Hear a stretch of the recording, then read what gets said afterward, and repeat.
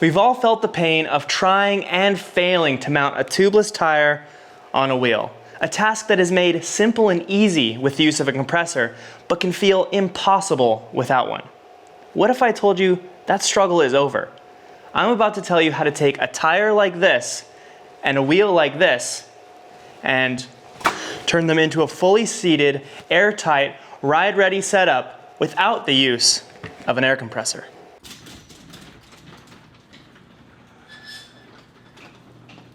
Welcome to the Mountain Bike Action Garage Files, presented to you by Maxima. You don't really need that many tools or supplies to do this job. You need a tire lever, isopropyl alcohol, a clean cloth or paper towel or two, a valve core remover, cleaning solution, a flash charger pump, or sometimes a regular pump will do, and of course, the tire sealant. Step 1. Clean all surfaces with isopropyl alcohol. It's important to clean all the surfaces involved in the process of mounting a tire to heighten the likelihood of the tire seating properly without leaks. We use soap and water or a cleaning agent to clear away any gunk and debris, then run through with isopropyl alcohol to get rid of any remaining residue. This also cleans away old sealant very effectively. Step 2. Check that the tape is intact and in place. Now we must inspect the rim tape to ensure that it isn't damaged in any way from previous dealings with carelessly used tire irons or peeled away from previously mounted tires. We also want to make sure that it covers the entire internal area of the rim from wall to wall to guarantee the best seal possible. If the current tape doesn't meet these requirements, even in the smallest way, you risk any number of problems as the process continues, as well as a higher likelihood of failure on the trail. Have you ever struggled to mount your tubeless tire as it continues to flop around and refuses to make that circle that you need to complete the process? Well, not anymore. With these 4 simple steps, you'll have your tire mounted in seconds. Before we continue, make sure the tire is pointed in the right direction. This is generally indicated by an arrow somewhere on the side of the tire.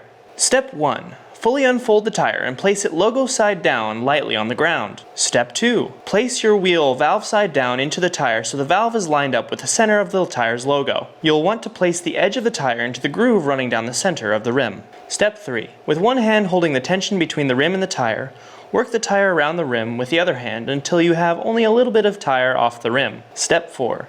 You should now be able to roll the rest of the first half of the tire onto the rim. If it gives you problems, carefully use a tire lever to encourage it.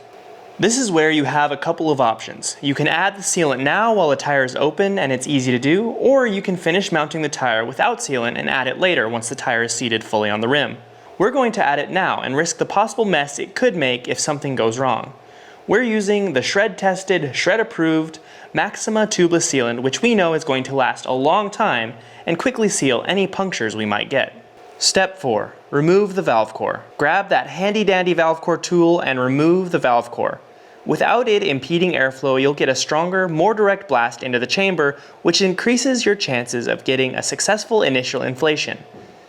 This will also give you a higher chance of successfully filling and seating the tires. Step 5. Attach the pump to the valve stem and charge the chamber. This step is relatively straightforward, but can vary depending on the pump in use.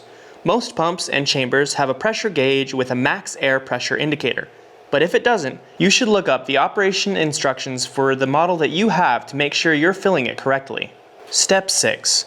Blast charged air into the tire to begin inflation. This is the point where the truth will be revealed. Did everything fall into place to successfully inflate the tire? The suspense is always high, and sometimes it doesn't work right away. When that happens, you'll need to check how the tire is mounted on the rim. Sometimes you need to force a little bit of the tire around the valve onto the shelf it will sit on when it's fully seated. This action helps tighten the tire's loose seal on the rim, heightening the chances of filling with an air blast. Another thing that might be holding it up is friction. In order to fight that, spray some soapy water or a cleaning solution into the slot between the rim wall and the tire. Step 7. Keep pumping air into the tire until it is fully seated. This seems like a relatively straightforward thing to do, but sometimes a tire will just refuse to bead. So we'll offer up a little encouragement by spraying soapy water or a cleaning agent into the troubled area, thoroughly soaking it. This will help reduce friction and help it pop into place without further issue. You should fill your tire to no more than 40 psi, as most tubeless wheels and tires aren't rated to go any higher than that. Though, they'll often tell you in the small print on the side of the tire or rim themselves what the limit is. At this point, you will remove the pump and reinstall the valve core. Now, this is a point where you could add the sealant, although we did it earlier. If you were to add the sealant now, you would use a syringe like this. But since we already added the sealant, we're going to put the valve core back in and try to keep as much of the air that we pumped in earlier in as possible. Step 9. Air the tire up to around 40 psi. At this point, you'll want to air the tire back up to 40 psi again, and shake and spin the wheel around to spread the sealant to every potential microscopic hole that might exist in the wheel-tire interface. Another good thing to do at this point is to ride the bike for a few minutes to do the same thing.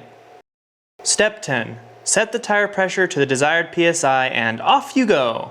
Congrats! You've successfully seated a tire without a compressor. Now it's time to set your tire pressure to your favorite riding number and hit the trails.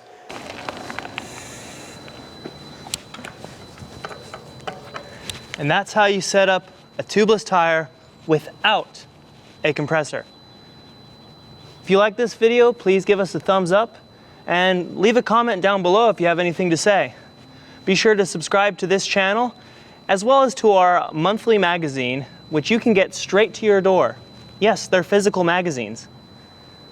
We hope you learned a lot in this Garage Files, and we'll see you out on the trail.